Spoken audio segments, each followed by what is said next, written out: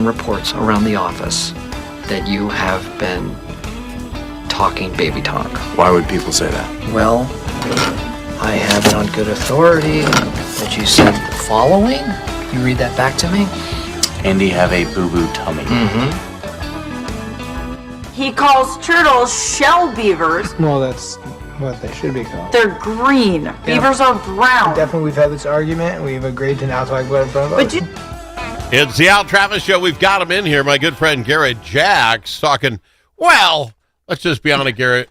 Fantastic weekend of sports if you're a Minnesota fan, right? You put the words right on my head, my friend. We have the Gophers going bowl eligible. We have the Timberwolves winning. The Vikings go into Detroit against all odds. Nobody picks them to win, and they do well. A perfect weekend to win for baseball. All right. Well, we'll talk about those. Are you a World Series guy? Did you watch the World Series much? I watched it, and I did not watch that last game because I thought it was going to be done by 9th inning, and then they bring it on to 11th. Yeah. I was watching college football. I watched, but I'm not. If it goes into the 11th inning, I'm not the stay-up guy and then watch it. No. I know we had an 18-inning game. I don't blame you in the least. And you're too young to remember 91. That World Series was very much like this. Had everything you ever wanted, especially as a Twins fan. Oh, yeah. But you had, of course, the Dodgers being the odds-on favorite to win. Mm-hmm. You see that Japanese pitcher pitch an entire game. Right. You see a game go into 18 innings in a World Series, ending after 6.5 hours. Yeah. You see Toronto come back and actually have a chance to win this in 6, but Dodgers win, force a Game 7. In like the 3rd inning, there's a bench-clearing brawl. Yeah, we wanted a fun series, and we got it. Exactly. I don't, except for 91, this might have been the best World Series to watch, even for a cat like me who hated both teams. I can't root for the Canadians. It's just against my nature. And it's the L.A. Dodgers. So I had a tough time. Ohtani, I wanted to see him. He played so well during the series.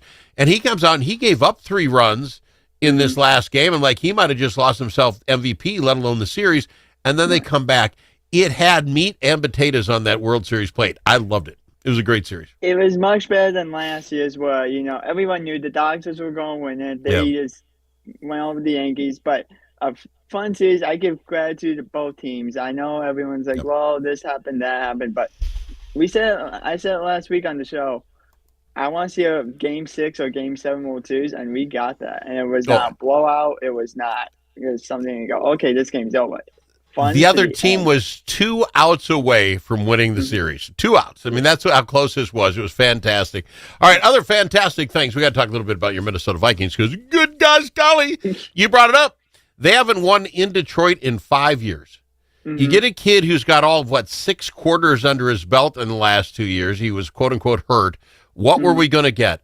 Detroit takes the ball at first. We gave it to them. They walked down like sliced butter and got a touchdown. I was like, uh-oh, not good. But JJ went down. He scored his. I'm like, okay. Then the defense all of a sudden changed. Right. They did something different.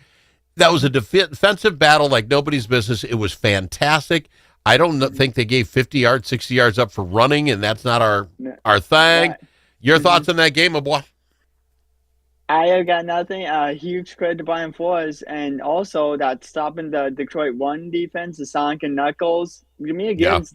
He was nowhere to be seen. Same with the Mondo. Yep. They were not using him. I don't know what happened. Detroit had to buy, and I guess they thought, hey, we don't need to do it. But that ends all the 3 phases of the team: offense, defense, special teams.